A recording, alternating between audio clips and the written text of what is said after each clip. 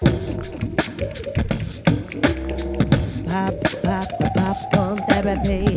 Popcorn therapy. Popcorn therapy. Popcorn therapy. Popcorn therapy. Popcorn therapy.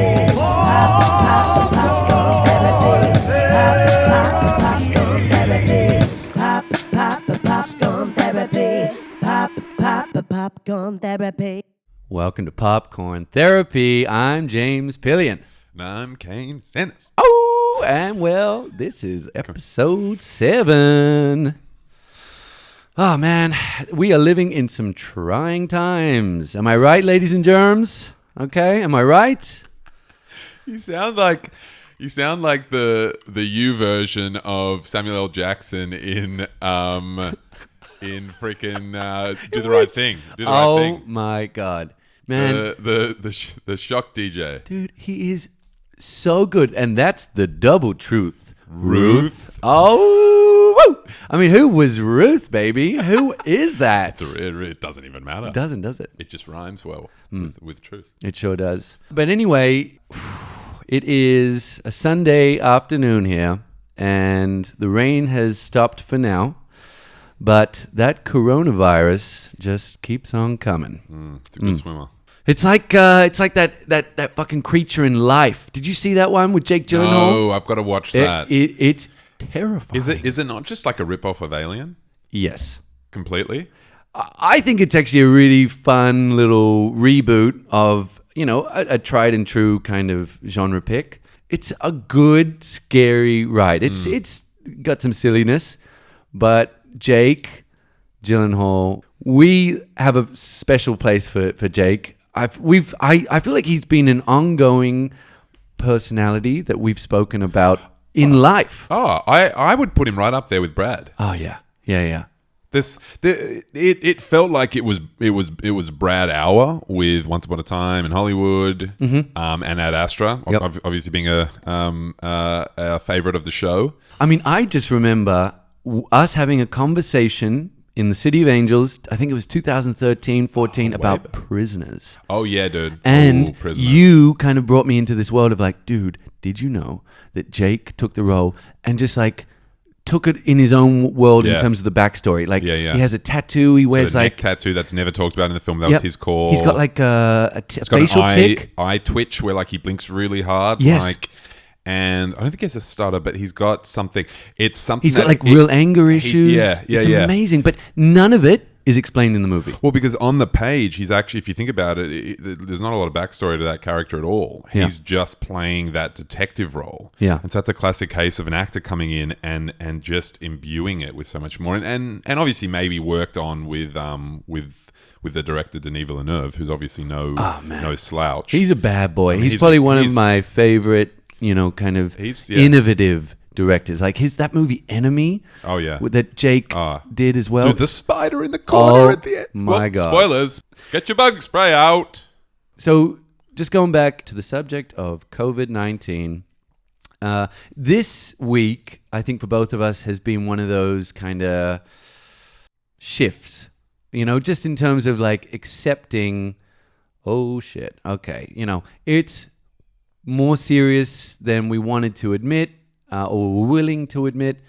And I guess it's just both got us thinking some existential thoughts, Yeah. Of what does it mean for me personally and you out there. Like I'm sure we're all going through the same sort of feelings of what the fuck, just a WTF, man. I think if you just take all of what you've heard out of it and all of the media and get rid of all of that. all of the fear. Yep. Here's, at least to my understanding, what we're looking at. Okay, it's essentially, let's just say it's essentially a new form of a flu. Okay? Yes. But it is more contagious, and it is more deadly. Now, we're not saying it's gone from the flu to AIDS. All right. But what we're saying is that it is going to kill more people than the flu killed when we got the flu. Exactly. At least the second bout of the flu, which was like in 2009, I think. Well, that was the last kind of And before pandemic, that, it the was H1N1. like... Yeah. Well, there's been SARS. I thought that was... What? Was that not SARS? That was And then that was there's swine flu. MERS. That was swine flu or Yeah. SARS. Oh, Swine flu, I think. Oh, I think jeez. swine flu was the last big one. I might be wrong about that, but the point is that that's what we've got. Mm-hmm. Now, that was contained kind of before in mostly in Asia, I think, before it reached Australia. Okay. But we've got this thing now. Yeah. Like this country has caught it, and it's just a matter of time, and the rates are going to build and build. I think we're behind where America is, and if because of our smaller population, we got it later. Right. It made its way over here later. So those couple weeks or whatever, like a week in the life of this thing is huge. Like this thing is developing by the day. Yep. Right.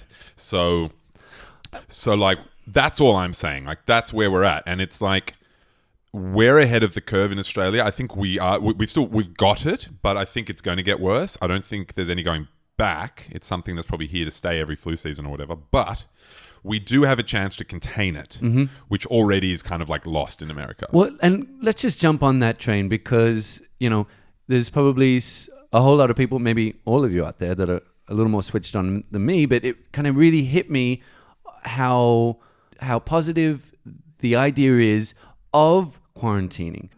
I guess the thing for me in the beginning was terror of South by Southwest is getting shut down. This is getting shut down. The NBA, they've halted the season.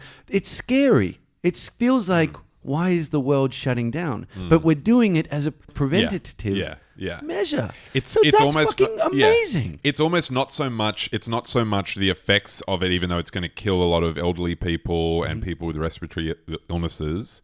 There's not going to be a vaccine for another probably 18 months, although some people think maybe less. That's a long... Dude, this reminds me that sucks. of the number one trending film, Contagion, man. Steven Soderbergh nailed it. So if you haven't seen this film from 2011... I've never seen it. Kane's never seen it. I've never seen it. It's- There's a conversation kind of going on in the house here. Should we watch it? I want to watch it. I just kind of want to see where this could go. And I'm getting the message that maybe might freak me out a little too much. So this is what we were just discussing before we started rolling, and I was just essentially saying to Kane, if you're like me, if you're a bit of a sissy, if you get a little too emotional, do not put this on because it is terrifying just what they predict with a pandemic like the one we're experiencing right now. I, on the other hand, take a very different stance. Yes, I will be honest that I have been consumed with elements of fear, of, just sort of existential angst of, is this it? Like, is this how the world ends? But then I throw that away and I say, like, no, these are the moments that define us, of who we are as human beings. And I just think the more we can calm our fears and put love instead and be smart. I'm not saying go and hug your next door neighbor. I'm just saying don't treat people any different from this. I really do think that, I think be precautionary, wash your hands as much as you need, but don't take it out on other people. Like for all I know, right, you were out last night. I think sensibly and go, well, James is a pretty hygienic person, but I do think it's beyond, like, so I still didn't give you a hug when you came in. Yeah, man, we did elbows. I did, and I've officially just clicked into that terrain where it's not like, I'd be the first person to want to just like hug someone again. You just minimize shit, just any chance that it can jump over to the person, right? Yes. If all I'm being told to do is just, if you don't need to do the thing, don't do it. It might suck and you might get like cabin fever. Right. Sure, go for a walk, whatever. But every time you go in, like you're exposing other people who might get it from someone who just was a little less thoughtful about it. Now that sounds paranoid, but I'm saying purely from a practical level, they reckon they can get ahead of it in just 2 weeks. Just over the next 14 days, if we can all just dig down, it's like our version of giving $1 from everybody for like it's like we're just being asked to not go out and elevate the odds. Yes. But I don't necessarily think like you're saying. So I'm kind of in between because like you're saying, I think we need to minimize the fear and just accept it. That's where we're going. Yes. Don't freak out about it. We will get out of it, but it will be really weird. And I think we're only at the beginning of that. So how does that make you feel? Therapy's in session, James. How does that make you feel? Well, and this is the tricky part because I want to use this as an example of how I can be a better person. And I think it is that case. And I was having breakfast with a new friend, and she was just so helpful in terms of, we were talking about this very topic, and it's this idea of like, well, if you can help somebody, if you can help someone else's fears, that's going to help your own. That's going to help you feel like you're being of use, you're being of service in some capacity. And so I think that's how I've been able to calm my fears, is just can I help someone else? Is there anyone that needs something that I can be of assistance with? Well, it's kind of beautiful when these things happen, like what we just saw with the bushfires. Yeah. But I'm also realistic, and I go, well, society's going to move at the rate it is. Like, it's pretty amazing what's happened already. Yeah. Like how we're all getting emails from every subscription service we're signed up to. Yeah. Their response to it's like the only thing we're talking about in society It's right insane. now. That's wild. Talking about society and how it needs to just keep getting better, okay? Which I think it is over time, it's getting a little better every year. But we saw a real gap in that with The Invisible Man, which we were talking about last week. But I went the day after we spoke, I was just thinking about it. And I was thinking about Lee Winnell, the director, and it's a $7 million film. It's already grossed, I think the last time I saw it was just under 100 mil around the world. And I think we're living in a time, especially with the Weinstein conviction, with 28 years? Anyway, we're not even going to get into that. Oh, but that he just got. The decision on its own, is helping to redefine the notion of rape, the notion of terror, the notion of masculinity. Toxic masculinity, toxic fucking masculinity, domestic abuse, okay, and not believing and not believing thinking the woman's insane. So this goes by default. Actually, so it's interesting. The Weinstein case is a fascinating one because all of these women, and there were multiple women, like 60 something, that came forward and said the same thing. Dude. This man went way past the bounds and did some despicable things and all to me, stories. to my person, to my mind, to the trauma I carry because of this. So, and with that, it still almost barely went to court, barely. Yeah.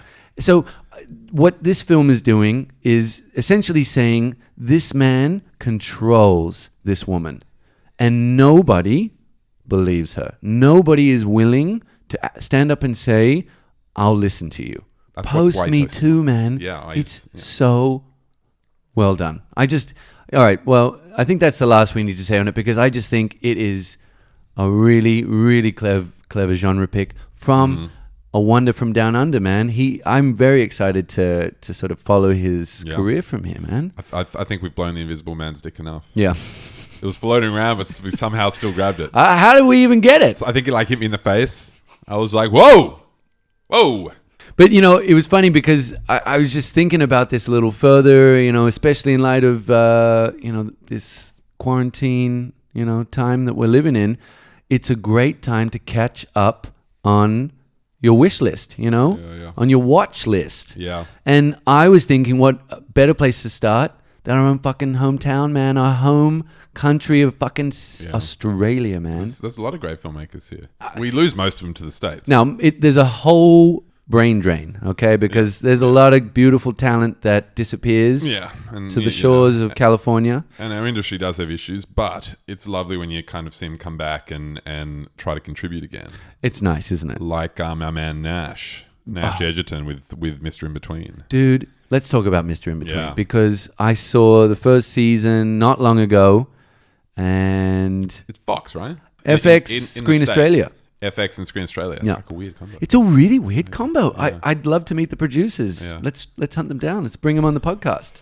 You binged the whole first season. I sure did. Yeah, I watched a little bit on the plane on the way home, and it's good. It's good. It's cool. I kind of like how it's 30 minutes and under. Yep. It's a really dark comedy. It's kind of Coen Brothers-y. Yeah. It's a bit awkward. It's got an interesting Aussie vibe that tell me if you think otherwise, but I can't really give it a kind of precedent in Australian storytelling. It's kind of like... it's really dark. It's Animal Kingdom-ish in the sense that they're like these kind of working class Aussie crooks. Yes. like the kind of underbelly of strip clubs out west in Sydney. Yeah, it works in that same world, but it's definitely got a lighter tone than Animal Kingdom. Mm-hmm. It's easier watching now. I haven't finished the season, but I don't know if it ever like it almost feels like at Atlanta, like that tone that Atlanta has, where it's kind of it just sits in this pocket. Wow. Do you know what I mean? Like it's got violence and it's dramatic, but it's also like largely funny and quite kind of easy watching. It's Scott Ryan, isn't it? Yeah, Scott Ryan, who this is kind of like his breakthrough, It's kind of later in his career. Man, this really gets to me. So Scott Ryan, the creator of the show, he wrote, I think, the first and second season. I'd like to know how he got to know Nash, but he essentially based this character off a 2005 feature film that he also wrote and directed. Oh, yeah. So it's just amazing to think that he was humping this idea around for this long. Yeah. And I think he just turned 50 this year or last year. But He's Scott, really good. man, He's really if you good. ever fucking listen to this, man, you're a bad boy, because I just love that kind of perseverance, knowing that this is a good idea and it has to get made. It has to get turned into something that is going to be enjoyed by the many. You can't cast that. Like he's got something about him that's just different though as an actor. Can I just say, he really reminds me, and tell me if he grows on you in a similar way. He's like the Australian Steve Buscemi. The way, like his inflections, the way he He's listens. not as weird. He's a little bizarre. He's a bit bizarre as well in the best way. Like not in a Almost like an kook. It's almost like an Eric Bana, but less kind of handsome than Eric Bana, but just that kind of like choppery, like just like his like ability to just be like a little bit of a weirdo. But he's not playing funny. He's playing it straight. Maybe like a Ben Mendelsohn-y vibe. Oh. Just like creepy actors are weirdo. Steve Buscemi, I don't think Steve knows the jokes on him. No, You know what I mean? that's no. I'm sorry. No, he does, but he plays it straight, and we're all laughing. Have you seen like Steve Buscemi cat eyes? What's cat eyes? They put the eyes of Steve Buscemi on cats. It's really weird. I didn't know how I found this meme, but I was like, I went down a hole, man. But he's not doing that. No, he's not doing it, That's what but I'm saying. someone would have been like, Steve, look at this, man. This is like weird. And he's like, no. He knows the joke about him. Oh, what are you saying? What I'm saying is like he's not like being funny, like wink, Oh, wink. Like oh. he's not trying to be funny. Well, what We're about laughing at how what about fucking the weird- Lebowski, dude? But he's such an innocent. Like he plays it so straight. He's so innocent. He's just got no friends. I think he's like so overlooked as just a he's amazing. personality, like a real character actor, man. Did you get behind him in Boardwalk Empire? I never finished that show. I was a fan of it for a while. I was championing him the whole way. He's great. so good. I just never finished. I like, finished the last whole season. fucking Yeah. thing. Come on, let's shout him so out. sorry I who's jumped off the creator? He was on The Sopranos. Not. Oh yeah. Terrence Winter. Terrence Winter. Terrence Winter, man. See, I just stopped watching that. There was a time when I was obsessed with that show. Dude, I was seeing that guy's name on my screen like every night. it was just like, I mean, HBO for me, like it's been something that I've just gone to and I've drunk from that well far too much. But also, I just love the content that's coming out of there, big man. HBO man, yeah. Dude, I was a big The Wire, HBO man. stuff's great. Boom, Yeah, man. it's- Sopranos, bing, bong, bang. It's got a What is it? The bada bing, the butter bing. the bing, bada, bada, bada, boom. You know that I love that Go fucking stop show, by man. the butter. Yeah. David Chase, I think man. they called it the Bing. Yeah, stop by the Bing. Hey, Yeah, we'll come by the Bing. And we'll I'll talk. see you at the Bing later I'll on. see you at the Bing. Hey, I'll don't in be the back late. table. I'll be Don't at the Bing. late. 3:00 at the Bing. Don't talk to the ladies, okay? Yeah. I know what you like. Only I talk to the ladies. Which, tying that back to Mr. Inbetween, it's like what's the Western Suburbs Aussie kind of strip joint take on that? And it's freaking Damon Herriman sitting there and having a smoke, and it's a bright day outside, but it's pitch black, and he's there at the strip joint, and that's where he's having meetings, and he's like, man, you killed the wrong guy. I'm sorry. That is unreal. We gave you the wrong guy. And he's That like, is what so the fuck do you mean you gave me the wrong sad. guy? So it takes that kind of like, it reminds me of those scenes in The Sopranos, but from like, if the Coen brothers were Australian, they'd be playing in this kind of terrain. Do you know what I mean? It's like the kind of useless crooks. You mean like kind of that irreverence of everything is a bit of a tongue-in-cheek Like just thing? bumbling idiots, like the two I feel like crooks early- in Fargo. Oh yeah, like yeah, that. yeah. Like the Coens love characters like that. They Yes, love. they do. They love just these kind of quirky bad guys. Yes, they do. And no one's really bad in their films except like Peter Stormare, who feeds a dude into the wood chipper, and Anton Chigurh, obviously. That's Dude, some pretty even- evil motherfuckers. Dude, Raising Arizona, that motorbiker, like the Dude, that's like the only that's that's terrifying. the only Coen Brothers film I've never seen. Can you believe I've never seen Raising Arizona? dude, Nick I Cage need to see it. is Well, didn't he win his incredible in Oscar it. for that? No, No. that was Leaving Las Vegas. Yeah, that was dude, that's a terrifying film. It's so sad. Yeah, got to watch that. I haven't seen that either. There is this Drinks himself to amazing death or something, right? Yeah, dude. There's this shot. He's just like driving the car. It's unreal. I'll just never forget it. And he's like necking a bottle of vodka. So he's just like drinking it like, it's a bottle of Mount Franklin. He's loving life. He's loving it. And he pulls out up a stoplight and a cop pulls up next to him. And it's like this really great little moment where cop looks over, Nick's just like, doesn't really look at him. And they drive on and he just necks another bottle, like another swig from the fucking vodka. And I was like, what kind of movie is this? I'd never seen anything like it. But is there like a rewatchability to it, or is it just quite a dark story the whole time? Terrifically dark, man. The entire time. Elizabeth Shue. Shue, dude. Elizabeth Shue. She If was the shoe fits. dude. If the shoe fits, it shit. It it shits real good. Okay, it's a shit fitter. And dude, no man, I could put. I don't know where I was gonna take that one. No, dude. You put Elizabeth's shoes up your ass any day.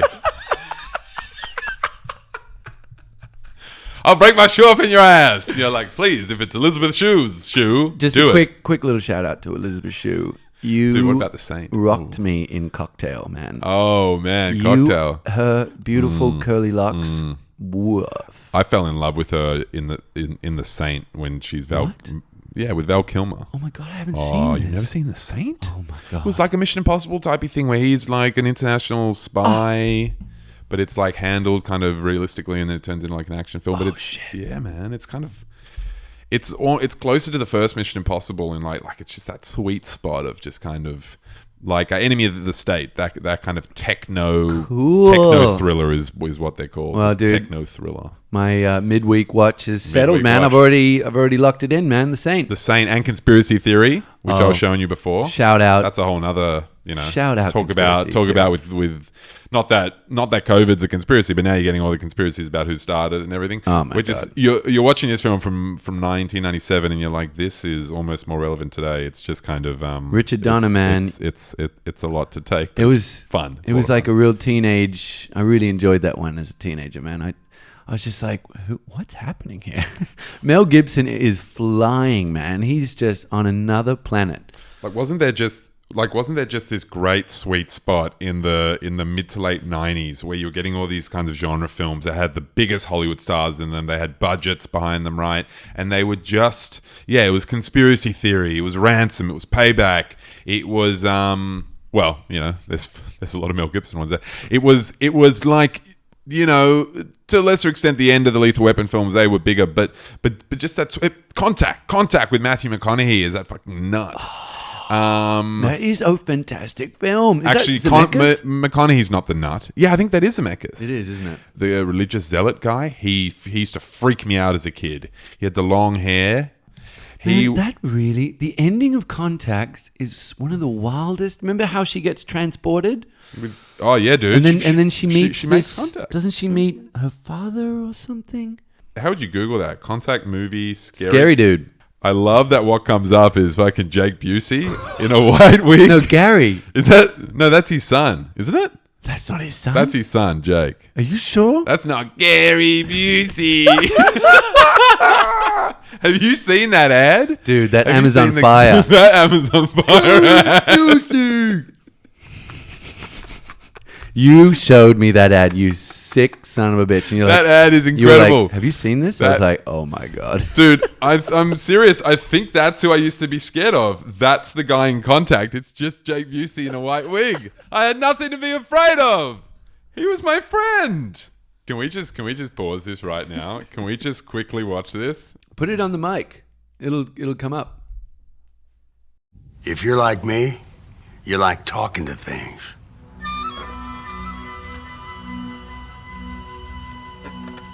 Like, hello, Lamp. Hello, Gary. See? Hello, Pants.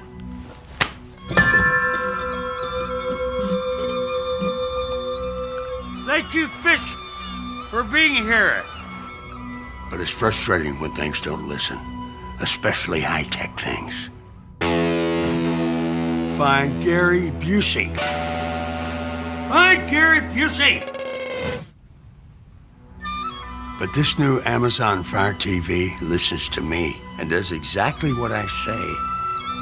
Gary Busey. That ending! Ending! He just wanted, like, he just wanted to know that if he said his name on Amazon Fire, that it would find his movies. That it wouldn't be like, who? Find Gary Busey. Hi, Gary. Hey, Lamp. Lamp. Hello, Pants. And he looks out and he's like, hello, nature. He is a phenomenal. He's love- just a phenomenon. I love the idea of someone like that just totally cashing in, like what we were saying about fucking Steve Squidlips Buscemi. Just someone cashing in on like what people say about them and just being so self-aware that they're okay with it. Yep. Because isn't that cooler than just being like the lame sensitive person that like gets offended and shit? Totally. Do you know what I mean? Yes. Let's all be like Gary Busey. Okay. Can we make that a point? Why do we take ourselves so seriously? Yeah, dude. Let's get a little therapy in here. Why do we take ourselves so seriously? Or do you think Gary Busey went through a lot? Like he could only do that in like his 80s or whatnot. Like when he had the self-awareness. The truth is, I didn't know this, but until recently reading an article. But Gary had a pretty bad motorbike accident. Oh, so that really fucked him up. Late 80s. I think he was quite a different actor and personality before the accident. But, and I think... That's not fun. Why are we laughing at him? Why are you laughing? Why are we laughing at him if he's had an... Is that why his face... son of a bitch. Is that why his face got all fucked up? So. But anyway, then why is he laughing at himself? Because, dude, I feel like the 90s for Gary Busey was a pretty amazing time, you know? For dude, Point Break... How did that guy have a career? He's incredible. I love him, but he's such a weirdo. He's a crook. He's like, a crooker. Like the closest thing to Gary Busey is Nick Nolte, but in a different way. In a different way. Nolte's done some fascinating roles. Do you remember when Nolte in like The Thin Red Line, he's like, God damn it, we'll get up that hill and in the middle, if they gotta pass out, well, God damn it, they'll just have to pass out. I don't care what you want. Water? Well, no time for water. There's no goddamn time for water. I'm going to take that hill. You take that hill, the last thing you do. But it's not even clear enough to be a clear, like, person from, like, a southern state. It's, like, garbled. It's like... Guys, you've heard it here first, but it is true. Nick Nolte is the king of the garbles. I think he was Oscar nominated for that. The big spoiler there for anyone that isn't freaks about Terrence Malick. I just thought about Terry Gilliam. Terry Gilliam too, but Terrence Malick. So anyone that aren't culture freaks like us wouldn't know who Terrence Malick is. Two, Adrian Brody was the lead of that movie, and they cut him out completely. Pretty much, he's like. I don't even remember him in the movie. That's how much Terrence Malick shoots and how much he finds, rolls that camera. How much he finds the film in editing. Like his scripts are like 300 something pages. Insane. But they narrow them down into a film. Let's just they're wistful. Get it out of the way, man. What other director can have a hiatus of 20 years? Yeah. From Days of Heaven, his last film, 1978, which was his second after movie. Badlands. Yeah. And 20 years later, who comes out of retirement down the hill? Everybody wanted to be in it. Everyone in Hollywood lined up. Every hotshot of the late 90s.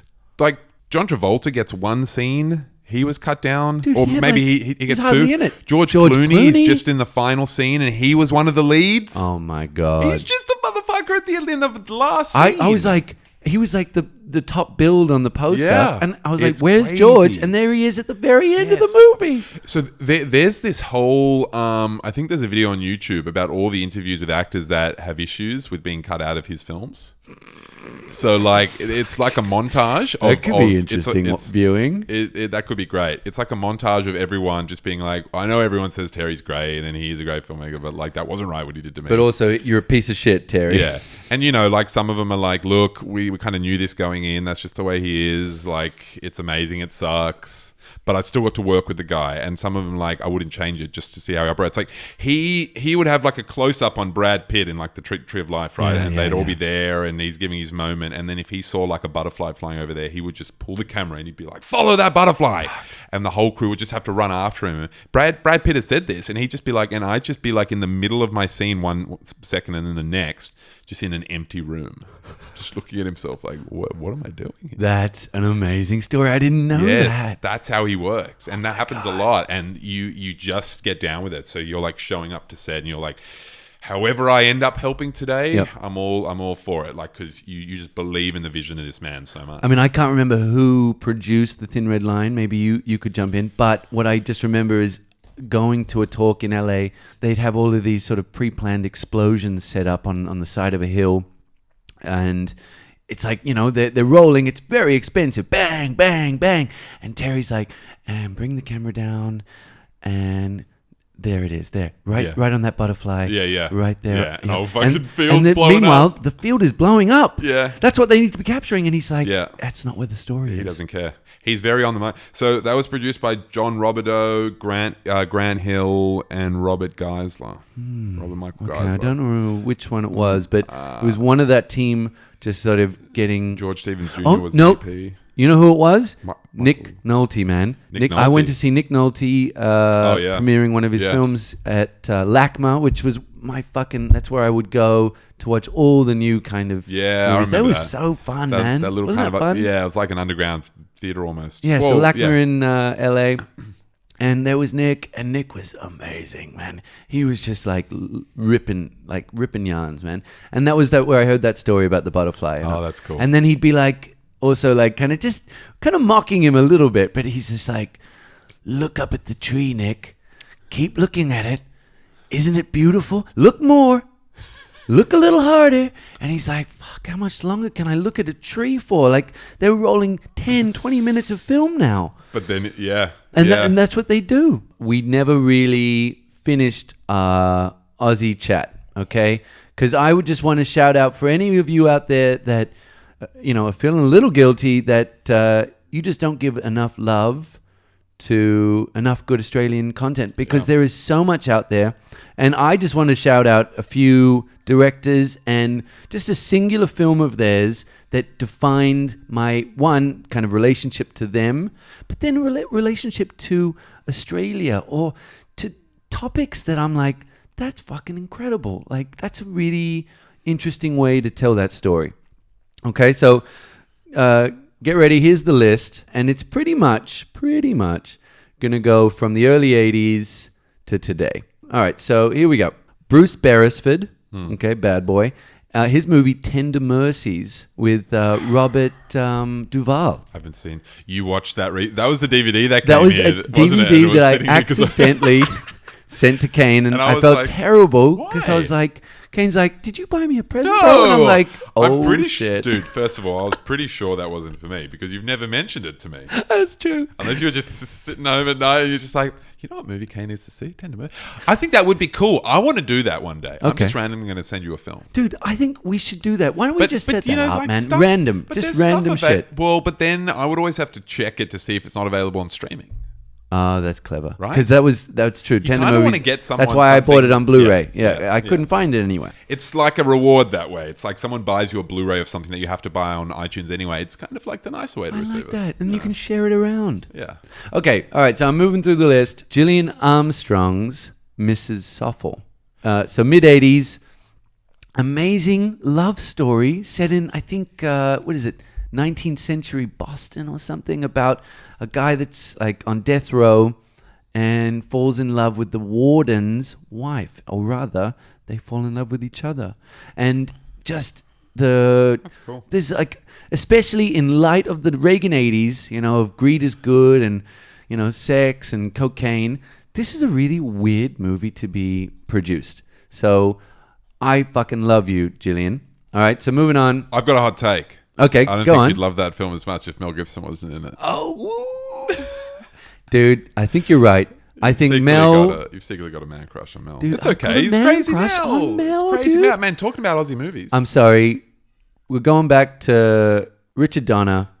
Lethal Weapon fucked me up. Okay, as a kid, that's where my love affair with Mel began. That was Richard Donner. I even tried to cut my hair like him. It Yeah. looked atrocious. You rocked that I mullet? should have gone to prison. I didn't. Did you go full mullet? I tried, and I just didn't have that kind Was of. it just like a long, I like a just straight didn't have head the mullet? body that just like that flow, man. It was a hot. Well, it was coiffed. It was a hot look, man. It was pretty prepped. Yeah, it was quite. Did you I didn't do anything. Were to you it. like Travolta in Saturday Night I just threw it Fever? back, and it was just. It didn't look great. You just, Okay. like, hairspraying it back. You were hairspraying it back. I think weren't I you? put some hairspray Yes, in there. you Come on, were. man. It's Come okay, on. man. Hey, that's almost Yeah. like I feel like that's been the best mullet since Kurt Russell's Whoa. Escape from New York. Oh, whoa. Snake Plissken mullet. I reckon that all the kids were doing it back then too. Dude, of course the kids were doing Every it, generation man. needs a mullet. Dude. You know what? Actually, just talking about haircuts. You know one that really got me? And I was actually just coming up on him anyway. But Peter Weir's Gallipoli Yeah. inspired that haircut that Archie has in it. You know, the runner? Yeah. And he goes, how fast can you run? Or how fast are your legs? Or whatever. Yeah, Remember that? like how springs, strong are your legs? like springs. springs. Yeah. Like a jaguar or whatever he Oh, that was says. a Or really a leopard. Great, just a Like a beautiful leopard? movie. If you haven't seen Gallipoli, Like a guys, if you're cheetah. not from Down Under, get onto that movie. Oh, yeah. Amazing. If you want to We'll learn a watch little it, more it's cool. about what Dinky Die life was, Yeah. for Peter our Weir. grandparents, shit. If you don't know Peter Weir in general, he's probably Okay, He's, come on. He's OG. He's OG. He's the one of the best ever. Godfather. Do you think he's the Godfather? I of think Oz? he's the Godfather. I mean, there's George Miller, but I George think Miller's Peter, a little left of center. Peter Weir Yeah. is bad boy, man. Man, Witness, Harrison Ford, that is an amazing film. I'm still Okay, gonna see that, dude. It's not a good run for me. It's I own beautiful. it. I own it on DVD. I'm gonna write that down. But anyway, write that Witness. motherfucker down. Witness. Here's what I'm shouting out from Peter Weir. Witness me! Witness. Is that what they did in fucking Fury Road? Witness. Man, I always laugh when they do that. I'm just like, these motherfuckers have That's got it. serious issues. Yeah, you guys- These guys need therapy. have you seen a These therapist? guys need therapy. They need a liter of water and they need some therapy. dude. Man. Fucking Fury Road, The man. fucking Nicholas Hoult. Dude, Nicholas Hoult is He's terrifying. He's amazing. He's good. That at is maybe the best. Do you remember I was doing my decade list and I've still kind of never really got round to doing it? I don't think you can go past saying Mad Max Fury Road was the greatest film of the last decade. Not necessarily your favorite, but just everything that goes into it and pulling off the thesis, pulling off what they set out to do Sure. 110%, But- nailing it. I think from a behind-the-scenes standpoint, especially, that is fucking cool. The As a 70-year-old production, Aussie director. Man. Like, I'm so proud of that. we love you, George, man. We love you, George. Well, dude, he's also coming up here He's definitely on the in Mount another. Well, hold on now. Him and Peter. Hold on now. Him and Peter and Gillian. Next. Okay, next. That's a pretty top three. Well, so just Peter Weir, I'm shouting out Mm-hmm. a not very well-known film, but with my Mm-hmm. boy Mel, My Year of Living Dangerously.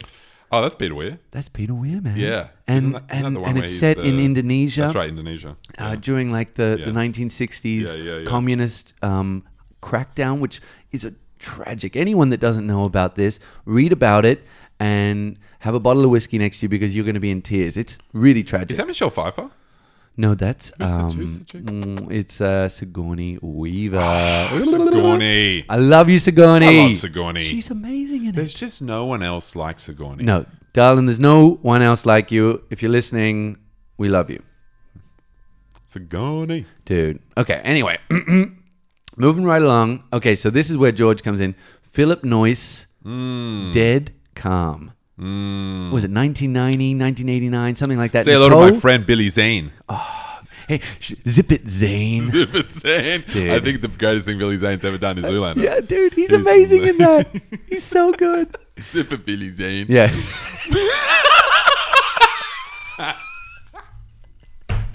Dude, Ben Stiller throws so much fucking shade on him in that film. He does, man. Zip He it, sure Zen. did. But anyway, George Millard produced Philip Noyce's. They worked together on that. Yeah, dude. That's the only reason it got made. George was using his might to be like, this boy right here, this project has to get made, and I'm gonna shepherd it. George Miller has always been, through his own work, and he's always been a champion of the Aussie genre film. Yes, he has. And genre films don't get made here. If you No, think they about don't. it, they're dramas, right? Don't get me on they're the family this- stories, historical stories, all this stuff, which is Yep. great. Yep. But they don't.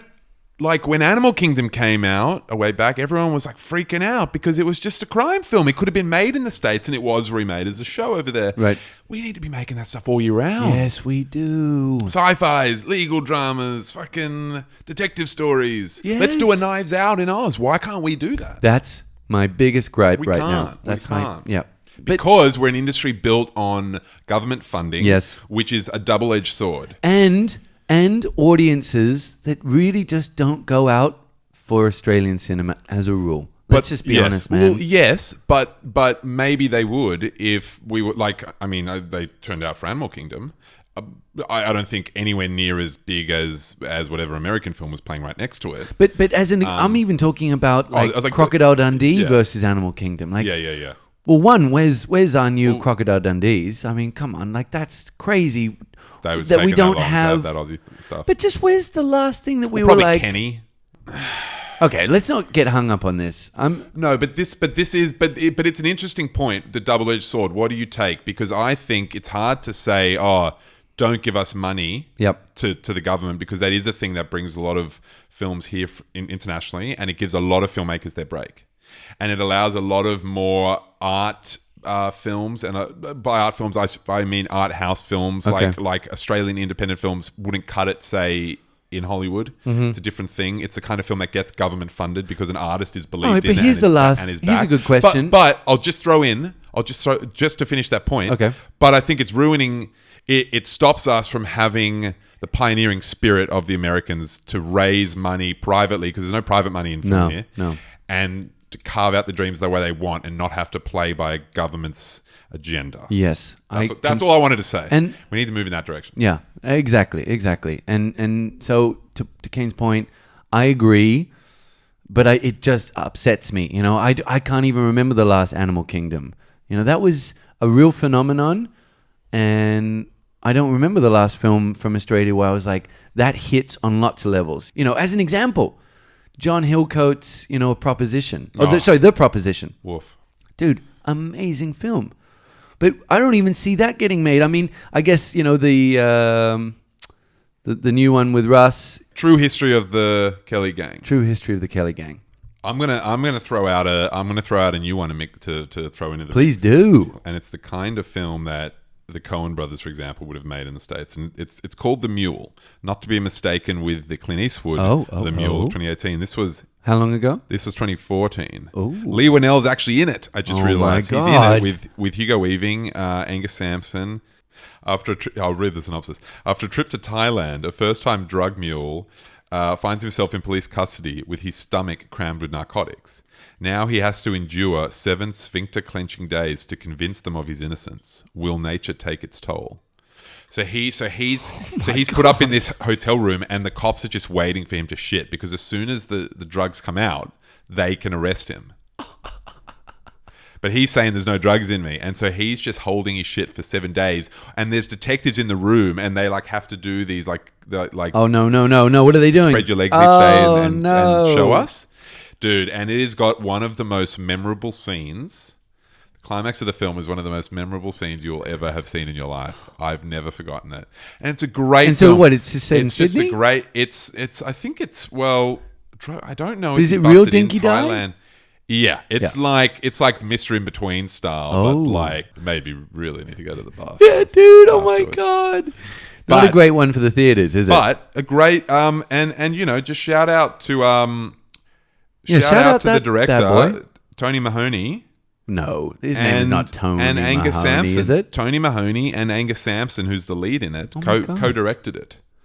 Whoa. Yeah. What have they done anything recently?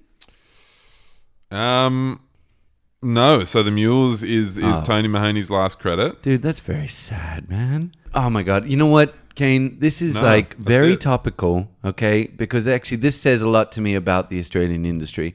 That you get one shot, and if it doesn't propel you out into Hollywood, you're kind of fucked.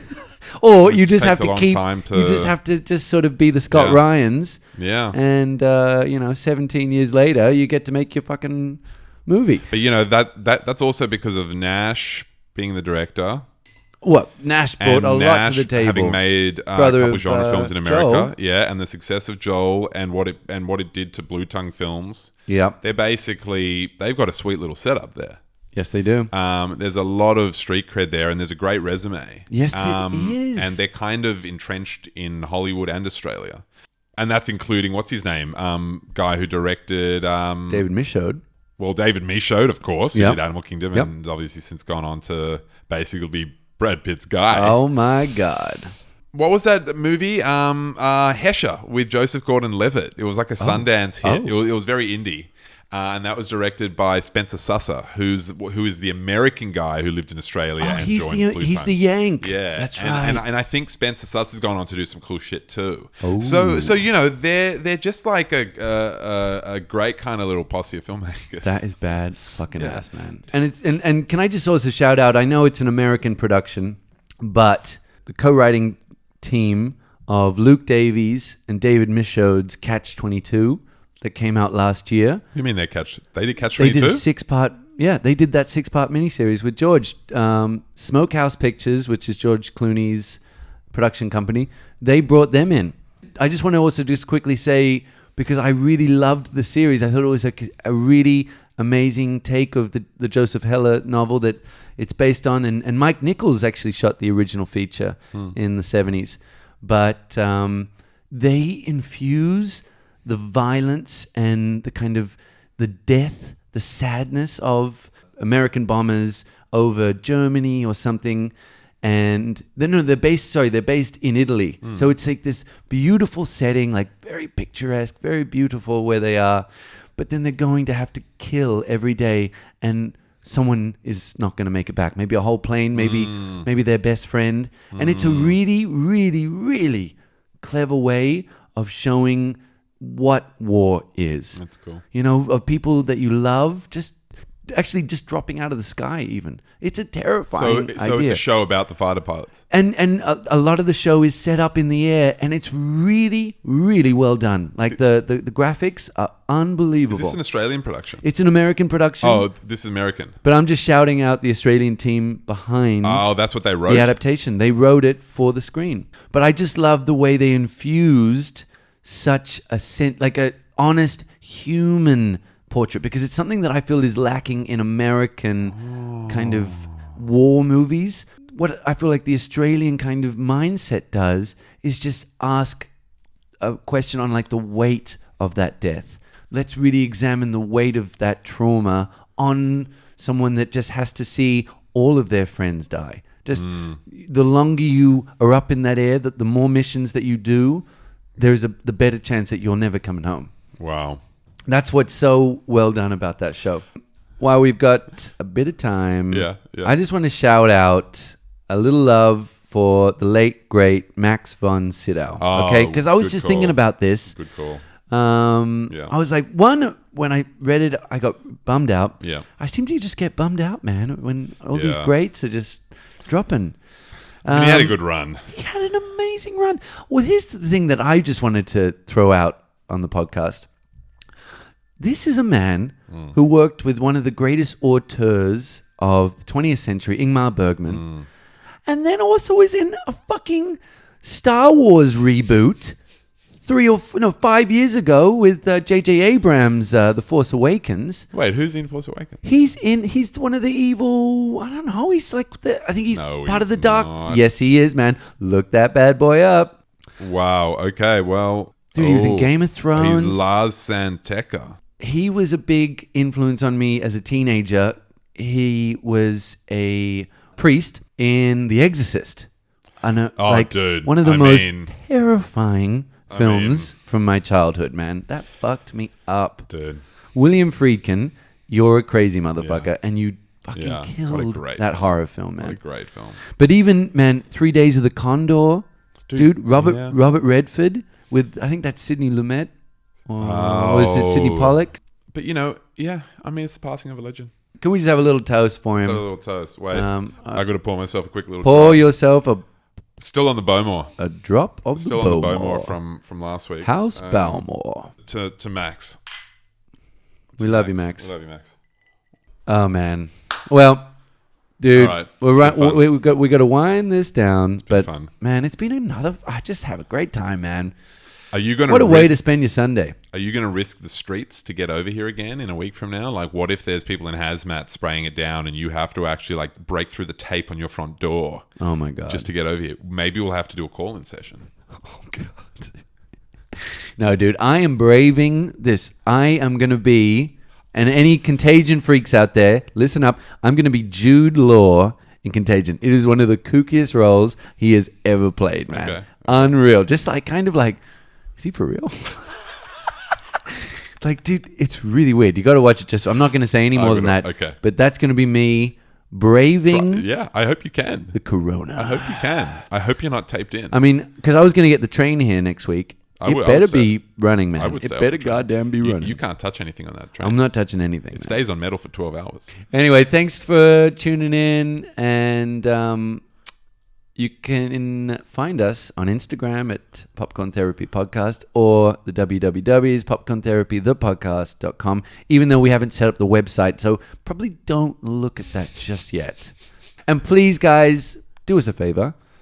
Give us a bit of love with a subscribe and a review. Yeah, even if you hate it, just If you don't just like get us- get it going. Tell us, Yeah, you know, we're self-aware. We'll bring it into therapy, and we're going to discuss talk it. about it. We'll discuss. There's going to it. be some tears on the How podcast. did that make you feel that they did not like Oh us? my God, bro. You know, you can't. You can't. We please should everyone. have a hate corner and just like read out Like hate just the mail. review. Like the hate mail. I would love to get hate mail. Send us some hate mail. Fuck the good stuff. We love you and we're thinking of you out there. Wash your hands. So wash your hands and don't cough on your neighbor. Until next time, and lots of love. Time's up.